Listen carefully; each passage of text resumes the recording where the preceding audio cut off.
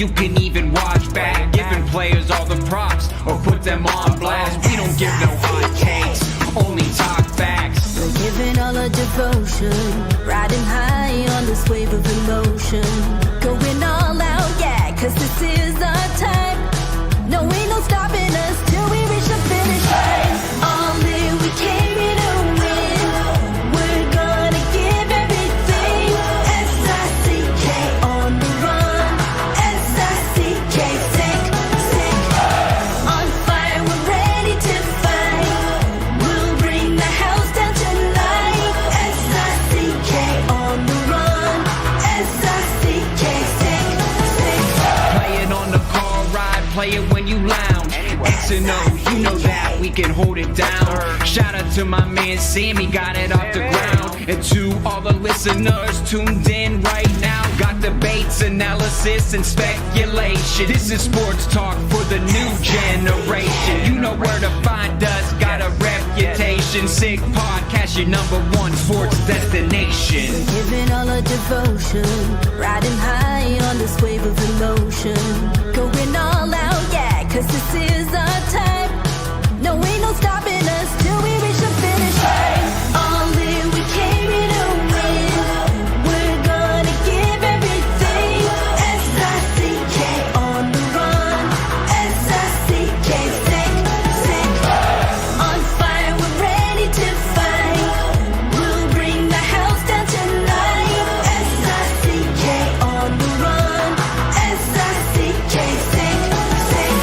S-I-C-K, it's the sickest podcast. Tune in for the audio, or you can even watch back. Giving players all the props or put them on blast. We don't give no hot takes, only talk back. S-I-C-K, S-I-C-K, S-I-C-K, S-I-C-K, S-I-C-K, S-I-C-K, S-I-C-K. All in, we came here to win. We're gonna give everything. S-I-C-K on the run. S-I-C-K, sick, sick. S-I-C-K, it's the sickest podcast. Tune in for the audio, or you can even watch back. Giving players all the props or put them on blast. We don't give no hot takes, only talk facts. We're giving all our devotion, riding high on this wave of emotion. Going all out, yeah, cause this is our time. No, ain't no stopping us till we reach the finish line. All in, we came here to win. We're gonna give everything. S-I-C-K on the run. S-I-C-K, sick, sick. On fire, we're ready to fight. We'll bring the house down tonight. S-I-C-K on the run. S-I-C-K, sick, sick. Play it on the car ride, play it when you lounge. X and O, you know that we can hold it down. Shout out to my man Sammy, got it off the ground. And to all the listeners tuned in right now, got debates, analysis, and speculation. This is sports talk for the new generation. You know where to find us, got a reputation. Sick Podcast, your #1 sports destination. We're giving all our devotion, riding high on this wave of emotion. Going all out, yeah, cause this is our time. No, ain't no stopping us till we reach the finish line. All in, we came here to win. We're gonna give everything. S-I-C-K on the run. S-I-C-K, sick, sick. On fire, we're ready to fight. We'll bring the house down tonight. S-I-C-K on the run. S-I-C-K, sick, sick. S-I-C-K, it's the sickest podcast. Tune in for the audio, or you can even watch back. Giving players all the props or put them on blast. We don't give no hot takes, only talk back. S-I-C-K, S-I-C-K, S-I-C-K, S-I-C-K, S-I-C-K, S-I-C-K. Turn up your volume. Because you're about to listen to The Sick Podcast. The Eye Test with Pierre McGuire and Jimmy Murphy. The Stanley Cup winning Colorado Avalanche. And after 22 years, Raymond Moore The sickest NHL podcast. It's gonna be sick. And welcome to another edition of the Eye Test, an hour later today. Hope everyone is tuning in here with us. Pierre McGuire, Jimmy Murphy. Pierre, how are you, my friend? Fantastic, Jimmy. How you doing? I'm doing great. Well, I should say I'm great, but the weather around here, Pierre, I don't know if you guys are getting the forest fire smoke up there. No, we did for probably the previous 6 or I'm looking out the window now. There's not a cloud in the sky. It's magnificent. But I'll tell you, for about the last 6 or 7 days, we were definitely getting it. No question. My brother-in-law is a bush pilot, and he flies all over northern Quebec. And he had dinner with us 2 nights ago here, and he had just come back from a trip to Ungava Bay. I'm not kidding you. Okay. He's going up there, and that's probably a 2-day flight in a seaplane. And he said there were points of the beginning of the trip where it was really hard, and they're not flying with instruments; they're flying with their eyes. Ask you that, so it's pretty dangerous because as you get up there, the mountains get higher and higher all the time. So I'm glad he got back safe and sound. And his pictures, once he got past the smoke, the pictures of where he was, the territory was amazing, just amazing. No, it's interesting. I was seeing reports from Patriots practice or training camp right now, and some of the reporters were saying that the coaches were trimming down some of the more strenuous drills because the smoke can get in the lungs so bad, and they didn't want the guys to, be struggling. So well, smart. That's progressive coaching, and they probably, if they keeps going like that, they'll probably work out inside. I would imagine. They'll throw it in the bubble. Ability to work out inside, so they'll probably do that. Yeah, no, it's not good. There's no way. It's not very good for anybody. Yeah, and Pierre, we're going to get to our guest in a bit, but just quickly for you. It's, we're in the dog days right now. I think it's going to start to pick up in a bit, but anything in the last week that, you want to mention in the hockey world or? Yeah, sure. I just wanted to ask you, Jimmy, how many arbitration cases went to arbitration? Oh, it's case 0. How many offer sheets, Jimmy, were there given out? 0. Oh, okay. Yes. When do the apology letters start to come out, Jimmy? I don't think they will, Pierre. I don't think they will. That's the issue. And I look, as we try to do when we're wrong here, we'll say it, we'll admit it. But you're right. I have not heard many people say, okay, I guess we overestimated what was going to happen this summer, because it was the complete opposite of what everyone predicted. Yeah, they misread the market. They overreacted to the salary cap going up. And they didn't understand that last year Edmonton did that to themselves. It wasn't St. Louis. It was Edmonton doing it to themselves, which we talked about the day that it happened. Yeah. They set themselves up for predatory, situations to happen to themselves. So, that's pretty tough. I feel bad. There's only one that's really pressing right now, and that's why I feel bad. I feel bad for Joel Quenneville and Pat Verbeek with Mason McTavish. Right. And it's nobody's fault. They're just trying to figure out for both sides what they're going to do. But that's really the last pending issue of the offseason business, besides the potential for trades. Pierre, one other topic, that I wrote about this week, and I sent it to you too. The deal with Blake last week, with Jackson Blake, he gets the 8th year. I talked to some agents, some executives. Some said they agreed that maybe teams are going to try and push to get that 8th year a little more because they won't have it under the new CBA. Some said it's not going to be that way. It's just it's so unique to each situation. Do you think, let's not say now, but maybe as we get into the second half of next season and into next off season, we will see a little more rush of 8-year deals? I think it depends. No, it's a fair question. I don't want to answer too quickly or harshly. I think part of it depends on if the league announces there's the potential for expansion sooner rather than later. So that would change a bit of the dynamic, I think, in terms of how managers and owners would think. And then the other part of it, I think that's important is, I think you nailed something that's so appropriate, Jimmy. It's all situational. So in the case of Carolina, if you look at what's happened in the last little while, Brent Burns is gone, Repeshy is gone, Brady Shea is gone. Like, you start looking at the guys that they've lost, Kulikov, not Kulikov, excuse me. They lost other guys too. Yeah. Carolina wanted to make sure they keep players. Because they don't have a lot left. They lost a lot. And so here's what, like that's one agent I spoke to, and I don't know if you saw it. He says, I'm going to use that as leverage. Like if they want to get that 8th year because they can't get it under the new CBA, then as you've said this already, you talked about this like months ago, you're going to go higher in the AAV for me. That's what's going to happen. That's how we do it. That's going to be the trade. That's going to be the trade. So it's okay. It's going to be something interesting to watch as we go on. I agree with you. Let's get get Matthew in. Yes, let's bring Matthew in. Matthew Helderman joining us here from BondIt and Buffalo Media in film. And he's also a former hockey player as well. Matthew, welcome to the Eye Test. How are you? Hey, guys. Good. Thanks for having me in. We're great. We're thrilled to have you in. There's not a lot of times we get to talk to a graduate of the Gunnery School and Lake Forest College. And I'm going to date myself, but I used to go watch those Gunnery Canterbury games like it was yesterday. And that was like Hatfields and McCoys. I got to tell you that, Matthew. And then I remember when Lake Forest was one of the better college hockey teams at the Division III level in the country. They had a magnificent coach there by the name of Tony Fritz. I used to see him all the time when I go out recruiting in the Midwest.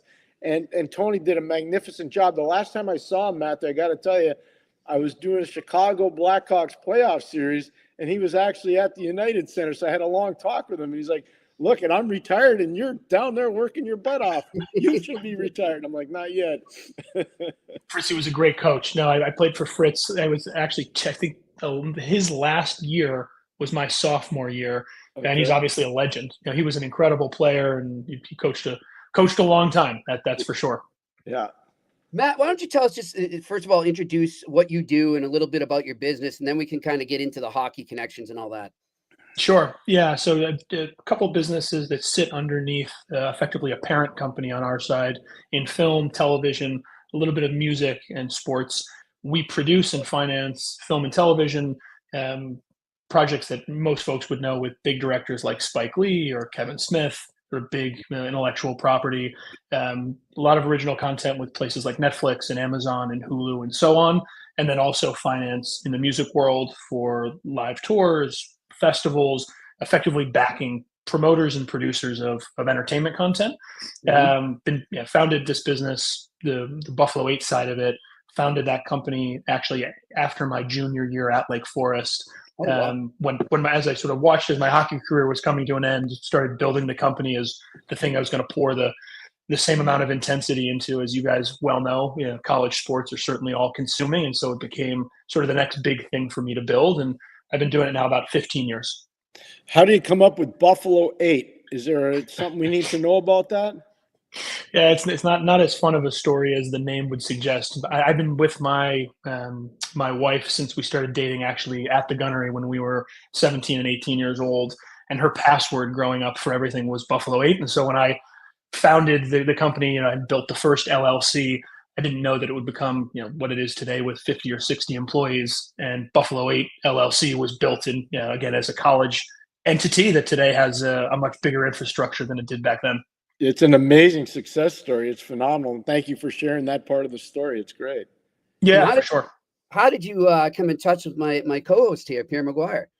It's funny. So I'm in an organization called YPO, Young Presidents Organization. People who have founded businesses before they're 40 years old. The businesses are of a certain scale, and it's global. So there's 30,000 members of YPO in every walk of life from literally every business. And it's a tremendous network. And there's a hockey network within, there's an ice hockey network, and there's a roller hockey network within YPO. And I'm pretty active within the hockey network in it. And it's pretty fascinating. I mean, you probably wouldn't be surprised, knowing how well you guys know the game, just how wide the game of hockey is spread amongst executives and leaders and entrepreneurs all over the world.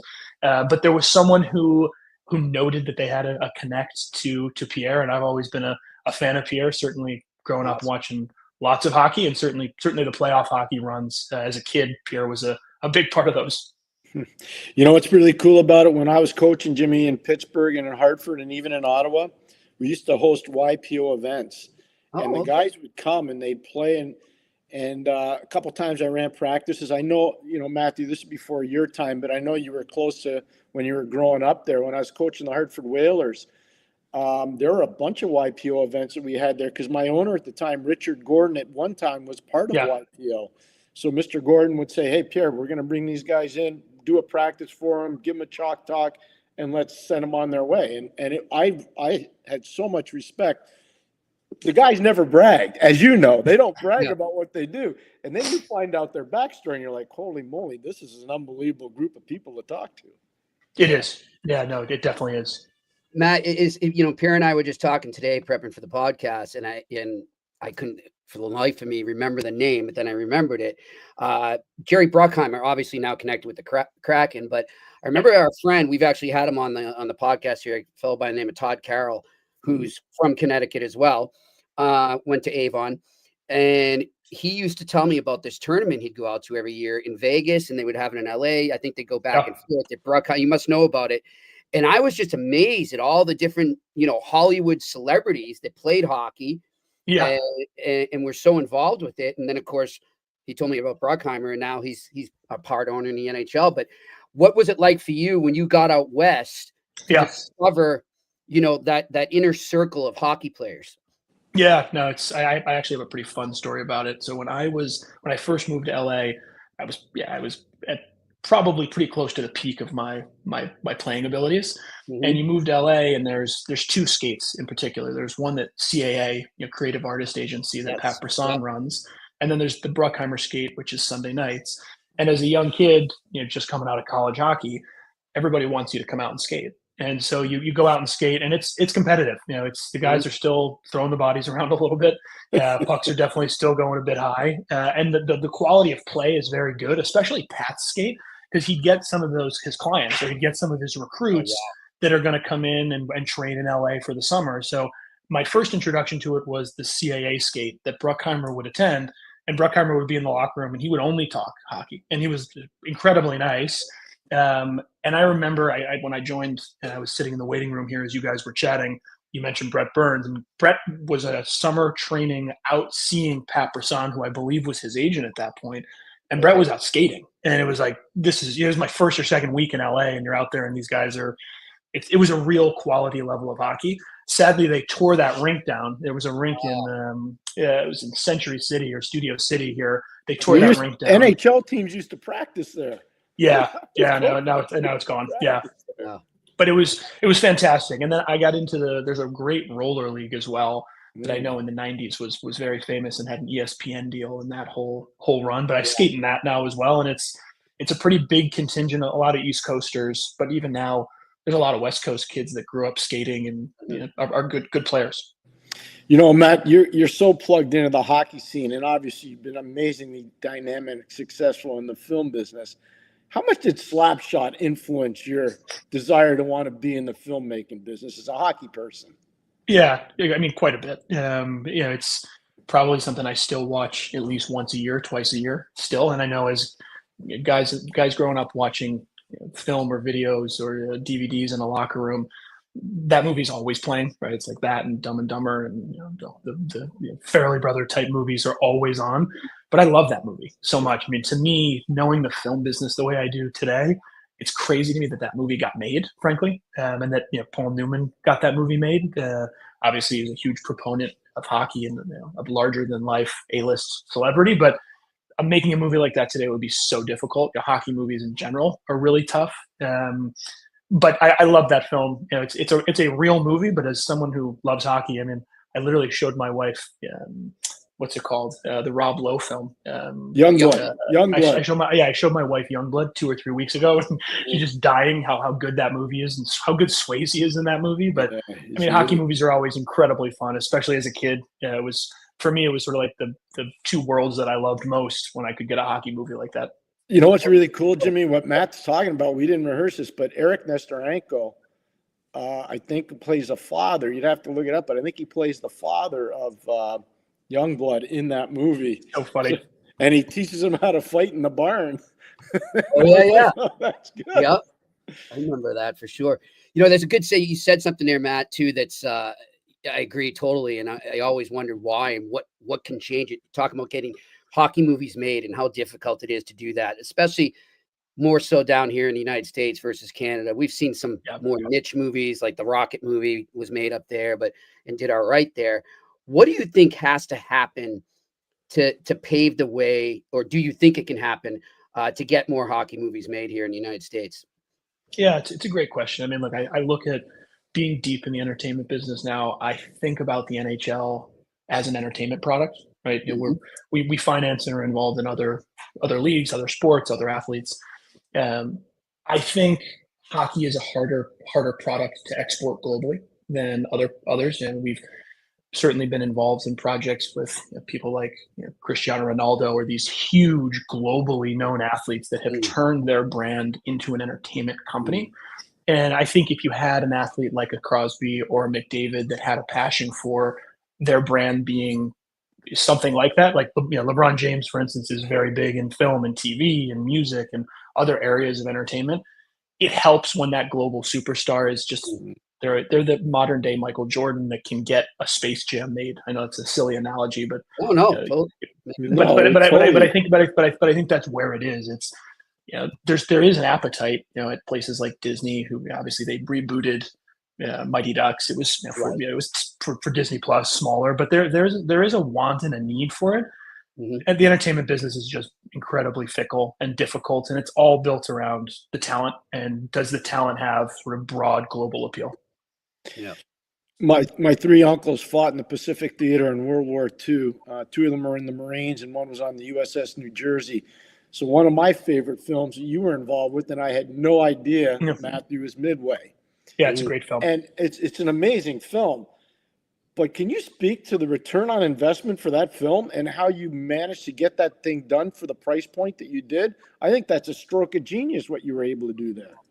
Yeah, no, appreciate that. It's an interesting time. That movie's directed by Roland Emmerich, a huge famous director, Independence Day, massive global blockbusters.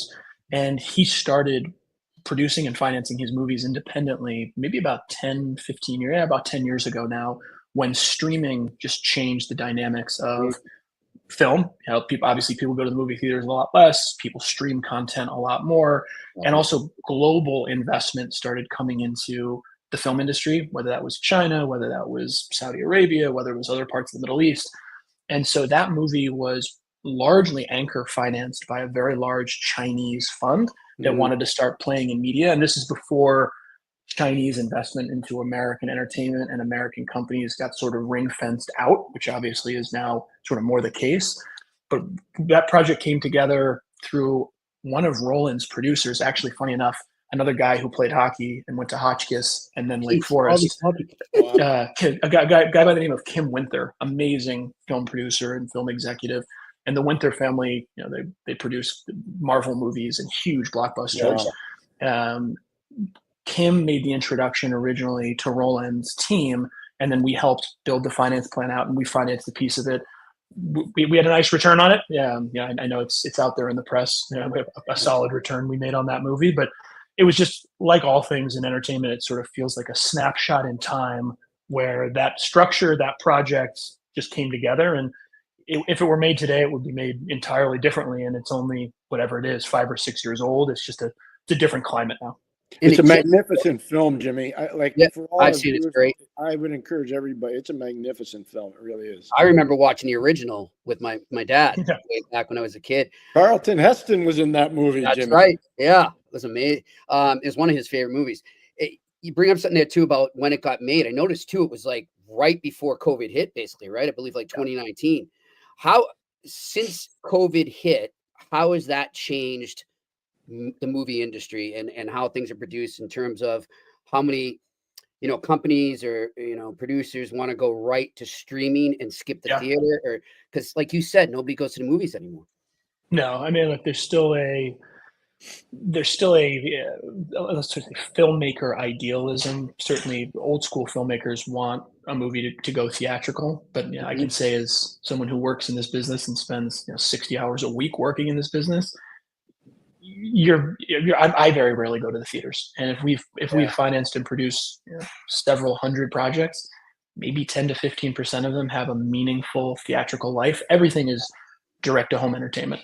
So back to your question around a hockey movie or pieces of hockey content, we've talked to the NHL or ESPN or whoever's broadcasting hockey rights about different types of hockey content being programmed around the playoffs or right after the Stanley Cup, when there's sort of peak interest in the league and in the game.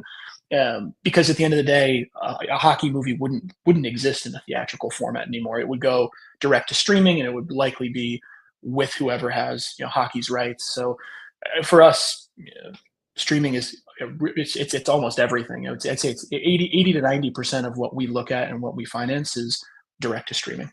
Were you surprised with the number of Happy Gilmore too? I really wasn't. I mean, I think that thing is certainly for my age and my demographic, and that was like the hockey movie. And Sandler is so loved and sort of remained universally loved throughout the last 20, 30 years of that movie aging. So I wasn't that surprised. I mean, number one movie in 60 plus countries, which is it's only a good thing for hockey, even though obviously it's a silly movie, but it's still a great hockey movie. Oh, you know what, Jimmy, I just got to bounce this off of Matt just to show I think the movies are great. Now, I spent a lot of time riding buses back in the day, so those kinds of movies mattered. Yep. But one of the stories that I found out going into Happy Gilmore 2 was Kyle McDonough, who was Matt, you're a little too young for Kyle McDonough was an unbelievable prep school player at Lawrence Academy. He grew up in Manchester, New Hampshire, and he became best friends with Adam Sandler and his family. Yeah. And so, like, he's considered one of the guys in that movie. Like, we got to count on Kyle. I tried to recruit Kyle. Kyle played with Ronnie Barron, a kid I did recruit. And I coached against Kyle when Kyle played at University of Vermont. I was coaching at St. Lawrence. And I'm just telling you, Kyle McDonough was an amazing player. But his brother Hubie, who I think you probably know, Matthew, Hubie played at St. Anselm's, ended up playing in the NHL with the LA Kings. He was an amazing player. So it just shows you, like, the bind of hockey on some of these movie people. Oh, yeah. I was blown away when I read that article because I loved that article. No, I loved that article. I thought it was excellent, and it's funny because obviously Happy Gilmore's such a bad skater, and I know that they're growing up together in New Hampshire, and then he ended up playing a lot in one of the European or a couple of the European leagues. Norway, spent a lot of time. Yeah, but it's funny because he mentions in the article, of course, he's like, I wasn't a bad skater, I was a great skater. And obviously Happy's not a good skater, but no, that's an awesome article. It's an awesome article. It's a tremendous. I'd encourage everybody to read it. It's a great article. Really. You mentioned there too before how it's a better hockey market now out there on the West Coast. What has that been like for you since you moved to watch hockey grow? I mean, I know way back we had the Gretzky wave and all that, but let's say over the last 15 years, how much have you seen it grow in Southern California? So much. I mean, so I went to Lake Forest, and my freshman year of college was Patrick Kane's rookie year, Johnny Taves' sophomore year. Okay. So I was there during that incredible rebuild and like the beginning of that dynasty. I then finished school and moved that graduating summer to LA. And LA almost immediately sort of took the reins and had, I wouldn't call them as full of a modern dynasty, but pretty darn close. I mean, they had a few cups in a short period of time. And LA was electric. I mean, look, it's obviously an entertainment town and there's a lot of bandwagon fandom, but it became, it felt similar to what I had experienced in college in Chicago, translating to the West Coast. And that team, Dustin Brown, and that was an awesome run of that era. And I think it translated certainly with lots of kids I do business with. The children of executives I do business with deciding to play hockey became much more normal of a discussion. I would hear kids, Toyota Center and Junior Kings and all of these youth programs becoming a bigger thing.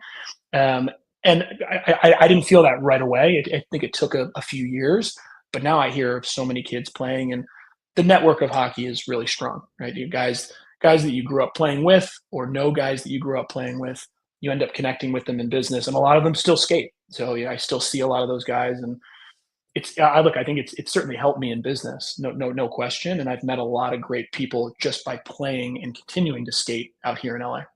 Matthew, this is the hardest question I'm going to ask you. So you're a kid that grows up between Bridgeport and New Haven. So clearly you're either a Ranger fan, a Devils fan, or an Islander fan. Because the New Haven Nighthawks are probably already gone. But I bet you weren't a Hartford Whaler fan, were you?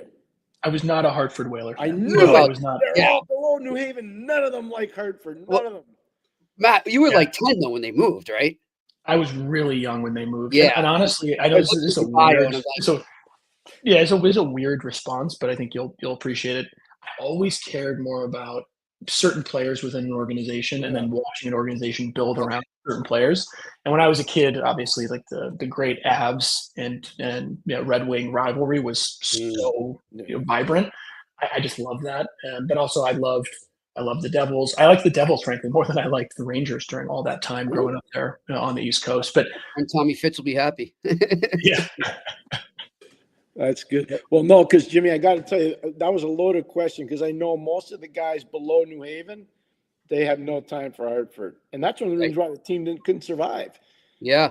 Back then, when I was coaching there, it went from being one of the top insurance cities in the world to Des Moines, Iowa, being a bigger insurance city than Hartford. And that's what happened. And we couldn't get, because everybody was ingrained, like Matt was very honest, New Jersey, the Islanders, and the Rangers.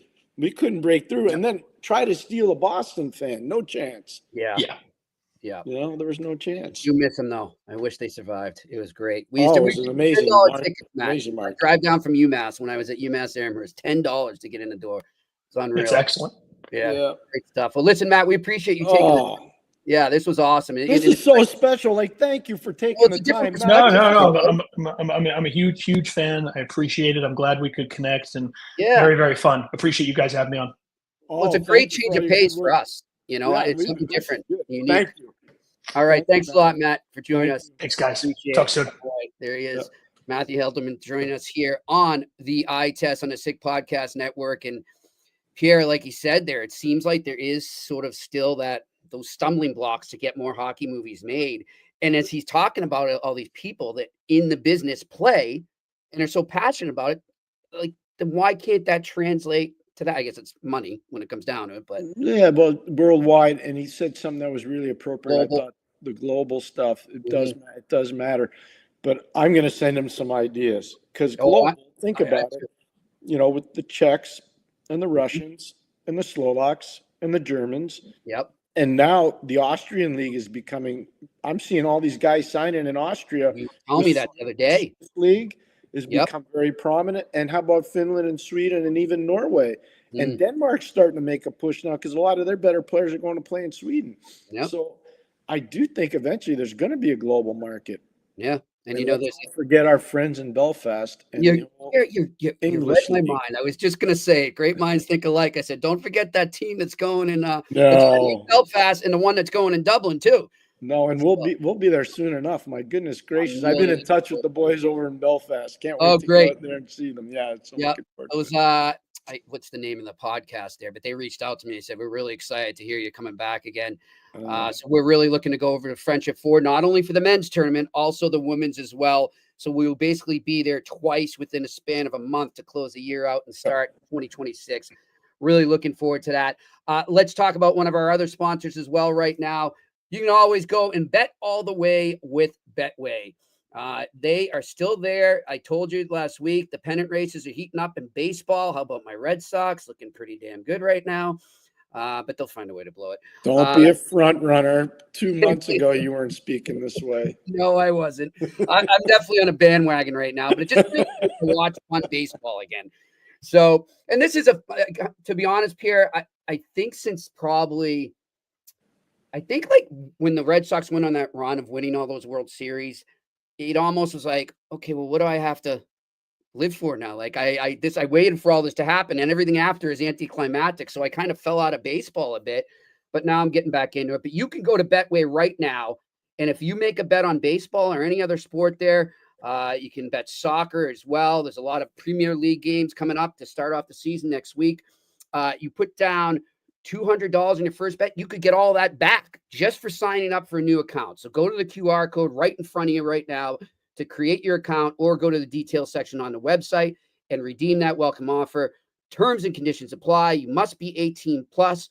You must always bet responsibly. And remember, this is not available in Ontario. All right, Pierre, we got some questions lining up there. Let's get to the Q&A. What do we got? Nareg Haverters. I know you guys are high on Beck, but it doesn't appear based on usage last year. Kapanen is clearly ahead on the depth chart for now. He made the team last year and played top 6 in AHL playoffs. What do you think?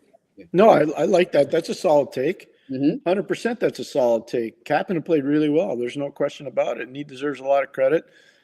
He did his chores. I think Owen Beck had a really solid year for Montreal. My question mark with Owen is always going to be in, the size, the grit. And it's not that he's not gritty. He's gritty, but Yeah. how long can you maintain the grit factor you have to have it and not being an overly large person? But no, that's a very, very valid point about Kapanen, 100%. Pierre, so let's say they say, all right, we think Beck needs to do another year down in Laval. And speaking of Laval, by the way, we might have a certain guest from Laval rocking on next week, but we will talk about that later. They put him down another year. The Kapanen seems to be, and I don't mean this when I say this word, I just can't think of another word, Pierre, but sort of a placeholder or a gap for, till Beck is ready to get up there as well. It seems like he could play that role a bit. Yeah, we'll see. I mean, I don't want to put the cart before the horse because training camp's starting, but one of the things that Kapanen took advantage of was going to play in Timrå last year and lighting it up. Yeah. And I Jussi Jokinen's the coach there. I give Jussi a lot of credit. Jussi, I watched Jussi play for IFK Helsinki before he was drafted, and I saw so many good things. But Jussi did not exactly have, at the beginning of his career, the easiest ride. He played on some bad teams and he had some tough years. But, man, he's developed into a really hard type of a tough coach in a good way. And I think that helped Oliver Kapanen. I do. I think it helped him a lot. Yep. It's a good lesson there for kids in that situation where maybe you don't make it your first time around here. You can go over there and reshape your game and come back. Yep. All right. Next question, please. Marik Eastok. Hello, Pierre and Jimmy. If you were GMs right now and you won the draft lottery, would you trade the first overall pick, which is going to be McKenna, for Connor McDavid's rights? And which teams should do it and would do it and which would not, and why? I personally would not do it. I would not do it either. And that's not a knock. It's a valid question. David's an amazing player, but you want to be able to, when you own that first overall pick, you have the chance to cultivate that player in your program. Mm-hmm. He's one of yours forever. He's not an interloper from somewhere else. Do I think there are teams that would think about doing it? Yeah, I do. I do. I'm not going to say who they are because I don't think it's appropriate. Those general managers are already under enough duress. But if you're a team that's close to the Stanley Cup and Connor McDavid's out there and you got a chance to have him and you think he's the difference between winning and losing, yeah, probably want to get him. But if I were in Montreal, I wouldn't do that. What if you're a team, Pierre, that was expected to do well? All right. Let's say the New York Rangers, for argument's sake, last year, and the year they didn't make the playoffs. So a team like in that position, it's got high expectations coming in, but just falls apart and tanks and ends up in the lottery. And by the grace of God, you win the lottery, but you're looking at it and saying, yeah, but a year ago, I felt like I was knocking on a door for the cup. And then you did have an opportunity like that present itself. Do you try to get right back to where you were when you felt you were knocking on that door? Or do you say, you know what, I can't pass this up because we could still contend, but then I'm set up for the future too? Yeah, I would be very careful about moving a pick for a franchise player. I think you can look at, there have been some good fortunes too. People have picked players like Boston. If you go look at, the draft where they get Patrice Bergeron, he's a second round pick. Yeah. I mean, you look at Nashville. In Nashville in 2003, they got Shea Weber and Ryan Suter, except Shea Weber went in the second round. Ryan Suter went in the first round. So, you can go look at all these different permutations from the draft histories. And especially you're talking about that 2015 draft, which is, obviously so stacked. I don't know if I'd mess around with that. McKenna's going to be special. We've been talking about him for 2 years now. I mean, he's going to be really special. All right, next question. Bert L., if you could take any player from hockey history and have them play in the modern age, who would you choose? Any guys that play currently you'd like to see play in past eras? Pierre, I didn't get to see him play live, but just based on the rule changes and how fast the game is, Bobby Orr would be the one I'd take. Yeah, well, I got to see him play a lot, so he could have played in any era, and he would have been really good. I wish people would have had a chance to have seen Rocket Richard. I would have liked to have seen Rocket Richard's game translate to this. You play him with an elite center iceman. I'd like to see what Rocket Richard would have done in this era. And one of the guys I would have liked to have seen from the past era would have been Gordie Howe. I would have liked to have seen how Gordie Howe's game would have translated to this game because he was robust as all get out. Some amazing stories I've heard over time. And then one of the players I'd like to see from this era go back because I would have liked to have seen what he would have done in the league, Eric Lindros. Oh, wow. Yeah. He would have been so much bigger than even the biggest players. Yeah. I would have liked to have seen, like Gordie Howe was considered big. Go someday if you get a chance, because there are pictures of it. The size difference between Gordie Howe and Eric Lindros, like it's pretty startling. Yeah. And I was talking about Eric today with a coaching friend of mine, and he was asking me about, watching Eric play. I saw Eric, the first time I saw Eric play, he was playing for St. Michael's in junior. And that was before he went to Oshawa. But I watched him, obviously in the Canada Cup in 1991. And he's a kid, and he was just crushing people. Yeah. And he was a kid playing against men that were at the top of their game. I think to see Lindros go backwards would have been pretty amazing. That would be something. What is Lindros doing right now, Pierre? Do you know? He's around the Toronto area. I think he's more up in the Muskokas, actually. Yeah. But I know his brother Brett was building houses for a long time. I don't know if Eric got in business with him or not. Gotcha. All right, next question. Randy Workman, Jimmy and Pierre. I'm writing a series of blogs on hockey heritage. How much do we owe to our hockey pioneers? Ooh, that's a great question. I wish more people start with the late Ted Lindsay. What he did for the Players Association. Pretty amazing guy. What if you're doing something you really want to talk about hockey founders, the guys that are at the PA right now, whether it's Ronnie Hainsey, whether it's Glenn Healy, whether it's Patrick Flatley, those guys deserve a lot of credit. I've never seen players thrive the way they are financially, and also, and could it be better? Probably it could be, but they're still doing better than what they used to do. And I've never seen so much labor harmony. And I think a lot of that has to do with your friend Marty Walsh, but I think a lot of it has to do with the guys that are surrounding Marty. Because they went through the wars of labor stoppage and work stoppage, and they saw what that did to guys' careers. So I do think, Randy, there's a lot to be written where you're going with your blog. I really do. All right, next question. Shane Loney. Hey, guys, I expect Vincent, I don't know. Roar. Okay, to make the Habs. What do you know about the player and his possible role? A lot. So when he was playing for the Ottawa 67s, I was working in the management of the Ottawa 67s. I went down for an afternoon game. I was sitting by myself in the corner of the rink. I'd say there's maybe 4,000 or 5,000 people there that day. It was an afternoon game, and I watched this guy buzzing around and going, well, he's not very big, but he's really good. And I wrote a report for all our scouts to go watch him because it was the beginning of the year, and most of our scouts hadn't watched him. And I wrote one to our late owner at the time, Eugene Melnick, and I said, Eugene, this kid's a really good player. He's not from Germany. He's from Austria. But he's a really good player. And we wanted to do a big thing with German hockey because we had Timmy Stutzla. And Timmy was, obviously in his second year at that time. Now look at Timmy. Timmy's one of the best Ottawa Senator players below the age of 25 in history. And they've had some really good players there. So long story short, I know a lot about Vincenzo Rohrer. And he's a really good player. I don't think he'll make the Canadians this year. But I do think if he wants to play over here and the Canes want him over here, he'll be in Laval and he'll be a good player. All right, next question. Juice _031017. What are your thoughts on Ducks prospect Roger McQueen committing to Providence for next season? Yeah, that was announced. Well, it broke a couple days ago, Pierre, but they confirmed it today. Providence did. Just another one. Here we go. Right. More and more. Yeah, but this is what's going to happen. And so he's a top end player. So he's coming out obviously at 18. Yep.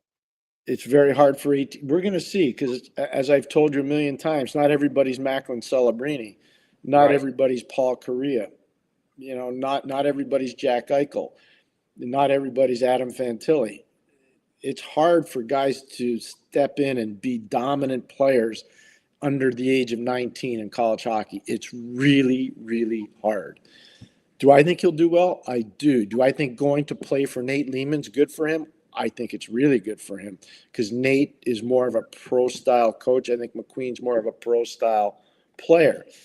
But, they're going to go up against some pretty tough competition.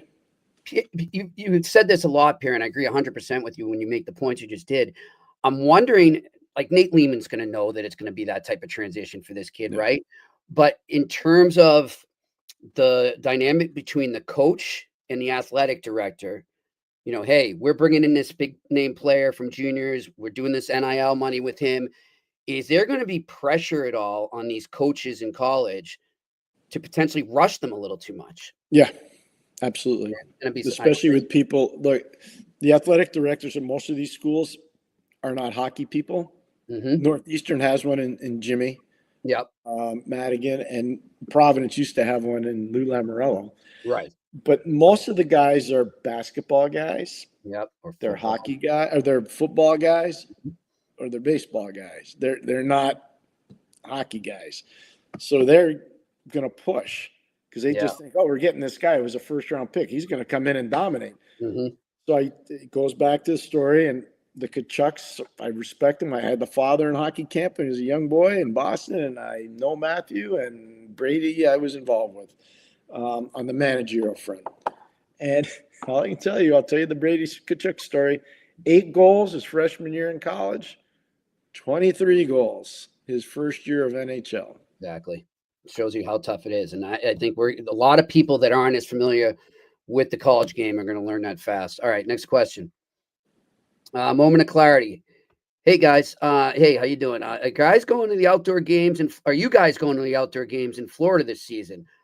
Maybe. I'm going to put my hand up. I was asked today by a network if I would go, so I said I would go. But it's not one of the networks broadcasting; it's another network that. Still, that's awesome. Congratulations. Yeah. And of course, the Bruins and Lightning will be playing in Tampa on February 1st. So we'll see. Hoping to be overseas somewhere in February too, Pierre. That would be nice. There's a little Olympic thing going on. Yeah. All right. Next question. Perlo Wisdom. What's up, Perlo? Do you think teams like Montreal and Ottawa will have a tougher road this season now that they have proven themselves to be playoff capable? Will teams be more prepared for them than usual? That's a great question. I think so. I think that will be the case. Yeah, they're not going to sneak up on anybody. There'll be more rivalry, especially when they play each other. I think both teams will make the playoffs. So, yep. All right, and we're going to start to get into our division previews soon, so we'll talk a little more about that. All right, next question. Derek Steklinski, if the NHL adds 2 more teams, will they expand the playoffs to have more teams in the playoffs? What an awesome question. So here's what I think will happen, Derek. And this is a thought that Kenny Holland had a long time ago.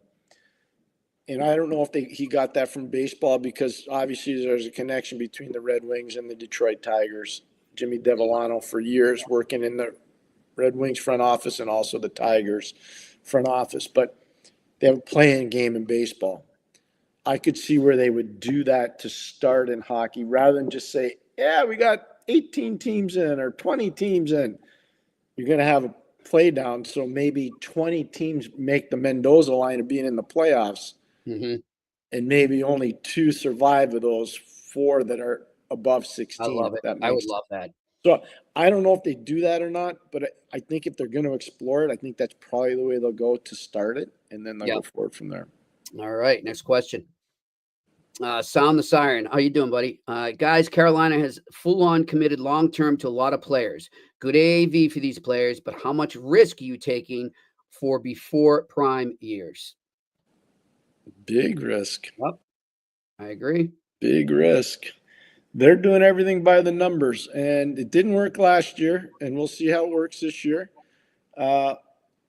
Obviously, they kept the coaching staff. They kept the management team. So ownership is totally on board with what they're doing. But most people are saying on the betting side of things, my partner tells me that they're the odds-on favorite to win the Stanley Cup. And I would respectfully disagree. Yep, I agree with Pierre on that. And remind me, Pierre, do they have a goalie yet? Did they change it? Well, they have goalies. Yeah, they do. Kachetkov is good. Anderson's good, but neither one of them have really done it in the playoffs. So we have to see where they're at. All right, next question. Mike Gaudette, is this the year 25-26 free agents better than last year 24-25? 25-26 based on the players have the potential to be available should be better. Right. But Mike, the one thing I'd caution you on, the cap's going up again. I'm not saying everybody's spending the cap, but I'd say a lot of teams are, if they like their guys, they're probably going to try to keep their guys. They might not get to market, but in theory, you're spot on. This should Right. be better. It should be better. All right, next question. Andre Gagnon, what was the reason they changed the rules on home away jersey colors? I was talking about this today with somebody. Yeah, go I for like it. white at home, Pierre. And you know why? I think the NHL is missing on a marketing opportunity. And hear me out. It's because the home team fans, if you do the dark ones on the road, they're getting to see more different colors and jerseys and designs than when it's just, they're always seeing the same thing. They're seeing the same home jersey. They're seeing the same away jersey, right? And it's like, why not switch it up a bit and you'd be able to sell more jerseys? Yeah. That's how I look at it. See, But my team growing up, they were dark. I know. they were dark at home. Yeah. And they were really good at home, Montreal. They were I mean, I see both sides. I get the nostalgia and I get that, but I just see I was in Pittsburgh right after they switched colors from those baby blue, remember the baby blues? Yep. To the black and gold, which is obviously a staple in the city of Pittsburgh. Those black and golds are hard to Yeah. those are good, those are beautiful sweaters. Like they're beautiful uniforms. They are. But how do you beat the Montreal Canadiens red sweaters? Come on. I Come know. on. Right. All right. Next question. Big Bill. Hey, Jimmy and Pierre. With reports of Kirby Dach not being ready for training camp with his knee recovery, does this rush Hughes and Gordon to get a 2C? Bill, I would be careful about that report that you read. I was going to ask you about that, actually. I've talked to some people that are a little bit closer to maybe what some of the internet guys are, and I don't know if Kirby Dach's struggling that much. Yeah. Interesting. I was wondering. I mean, I haven't skated with him. Usually, I get to skate with a bunch of different guys. I haven't skated with him, so I don't know. But I heard it's not what people are reporting. But I could be wrong too. I could be wrong. But I don't think they're going to panic. Yeah. I don't think they'll panic. That's not their MO.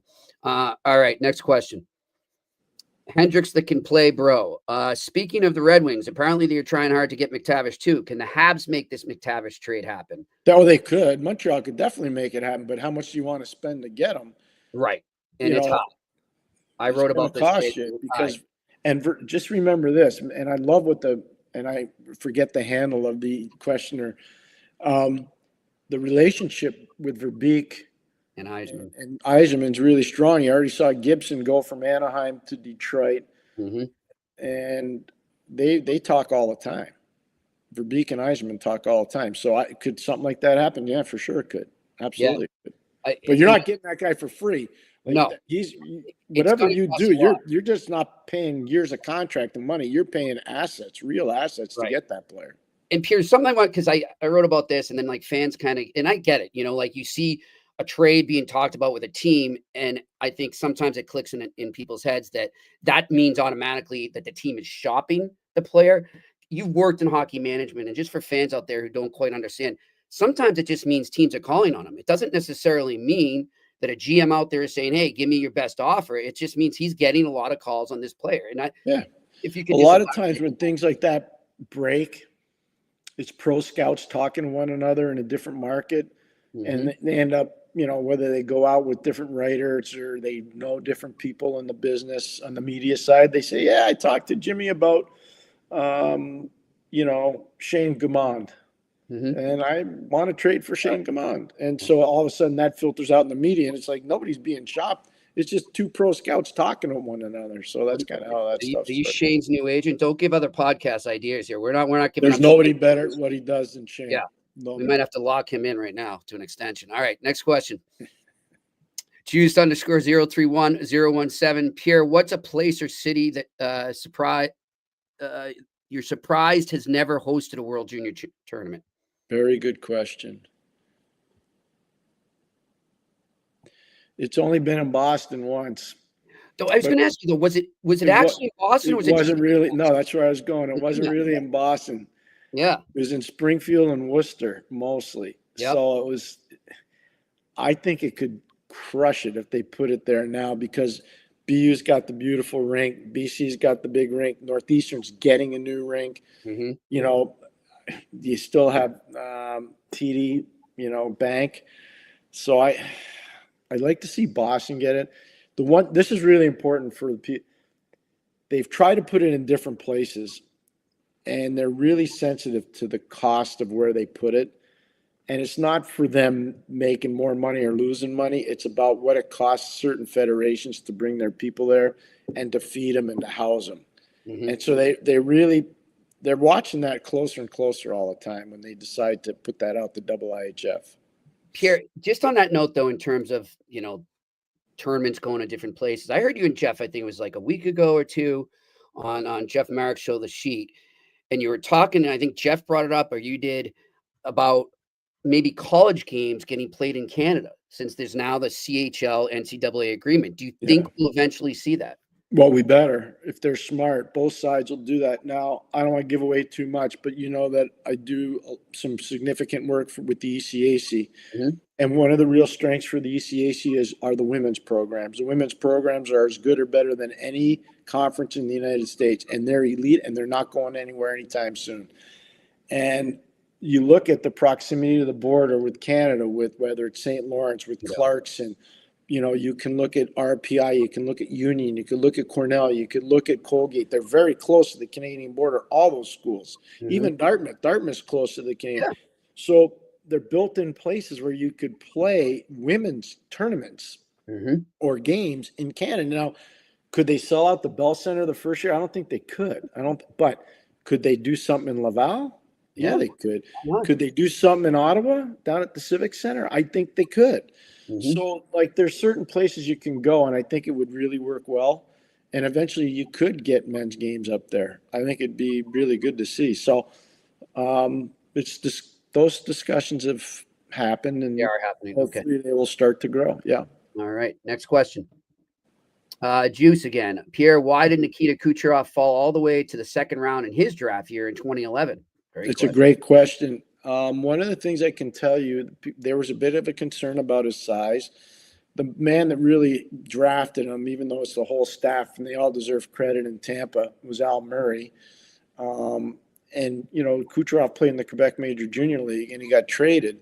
So I think he may have slipped under the radar a little bit too. But Kucherov, I remember when they took, and I remember what Al said to me. Al Murray's just like, man, we just got a player that's going to be. And I was like, yeah, you did.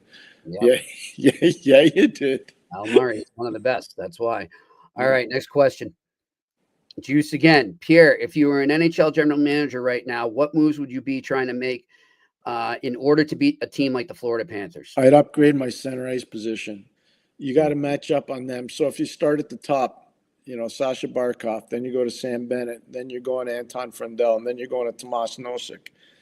Like 1, 2, 3, 4 through the middle. That's amazingly deep, and that's how they take charge of a lot of games. They dominate you through the middle of the ice. And it's not just with physical play. It's face-off play. It's forecheck play. It's back-check pressure. It's a lot of little things. And so they're not afraid to take penalties. Like Florida can implement their ideology and game plan because they're not afraid to take penalties because they know more times than not they're going to win face-offs. More times than not they're going to have guys that can control the inside part of the ice. So if I were a GM, I'd be looking at how do we make our team better down the middle. And I don't want to say the teams, but one of the things I found, and you talked about trends, Jimmy. One of the things I found this offseason, there were a lot of teams last spring that took players out of college that had not been drafted, but were really good two-way centermen. Yeah. They didn't get a lot of acclaim. They just got signed. They got put in the East Coast Hockey League, put in the American Hockey League to finish the year. But I noticed that one trend that evolved last year. There were a lot of centermen that were taken by teams, and they weren't small guys. No. They were all bigger guys. Yep. And I think that's something to pick. Not so much this year because those kids are still going to be in the American League or the East Coast League. It's 2 or 3 years down the road where I think they're hoping that some of these guys marinate into being maybe like Anton Frundell or maybe like Sam Bennett. I don't think any of them will be like Barkov, don't get me wrong, and maybe like Tomas Nosek. So that's the one thing I noticed this offseason or actually at the end of the year that happened. I'm with you on that. I think more teams should do that instead of maybe, Pierre, on the free agent market, overpaying for the type of player we're saying. Yeah, I agree. I agree with you. All right, next question. Juice again. What is Josh Anderson's future in Montreal beyond his current contract? Is he a guy that you would keep around? I think they could keep him around. Yeah, I think he's a good part of that team. I do. No, they like Josh. I think they could keep him around. I think they've created, and this is on Marty St. Louis and his staff, Trevor Letowski, Stefan Robida. I think they've done a really good job of creating a role for Josh, and he's embraced that role, and he's done a good job with it. So I could see him sticking around. Yeah, he had a great comeback season last year. All right, next question. Randy Workman, Jimmy and Pierre, do you think the days of the enforcer are gone? No, but the enforcer can't be a defensive liability. They don't need any offense from him, but he can't be a defensive liability. Exactly. He's got to find other ways to contribute. Yeah, and he needs to understand his role. And one of the problems, and I'm not saying it was with all the guys, but when I was coaching in particular, not everybody fought for their team. They fought for themselves. They spoke about fighting for their team, but they'd fight at the wrong time sometimes because they were angry. Yeah, or someone really have to do that to survive, right? Yeah, but you got to have guys that know when to do it, how to do it, and why they're doing it. And that's so. Do I think no? You need to have. I took this from Brian Burke. I think it was one of the best lines. You got to have a nuclear deterrent. Exactly.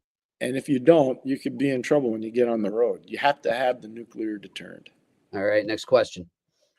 Randy again. Jimmy and Pierre, does Schaefer make the team? Matthew Schaefer, that is, with the Islanders. Yeah. Go ahead. Pierre, you were speaking about this today, Pierre, and you made a good point. You made a great point. So, first of all, I think Matthew's an amazing human, and I think the Islanders have, obviously taken in a spectacular young player.